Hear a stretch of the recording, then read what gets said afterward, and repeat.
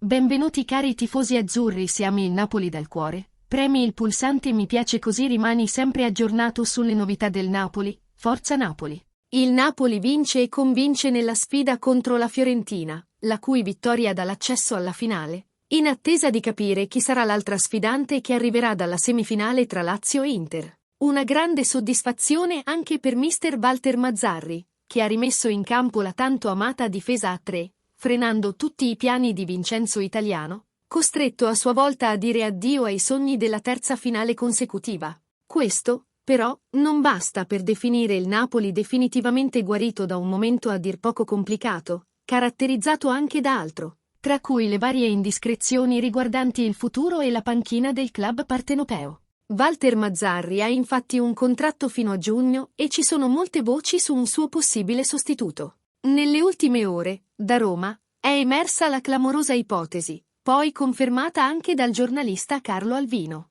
José Mourinho al Napoli? Ieri ha preso forma quella che è una vera e propria suggestione del mercato in vista di giugno. Il portoghese è stato appena esonerato dalla Roma, ma è già alla ricerca della prossima squadra che possa accoglierlo. Voci di contatti tra il presidente Aurelio De Laurentiis e l'agente dello Special One, Jorge Mendes, disorientano tutti i tifosi, che ora si chiedono chi sarà l'allenatore che sostituirà Mazzarri. La scelta, a quanto pare, non riguarderà l'ormai ex Roma, secondo indiscrezioni provenienti dall'Arabia Saudita, dove il Napoli milita in Supercoppa. Dall'Arabia Saudita arrivano altre notizie sul futuro di José Mourinho, allenatore che nelle ultime ore è stato accostato anche al Napoli. Secondo il portale Asharq Al-Awsat, l'Al-Shabaab, club interessato anche a Politano, avrebbe raggiunto un accordo verbale con Mourinho, che prenderebbe subito il posto del croato Igor Biscan al comando della squadra attualmente 11ª.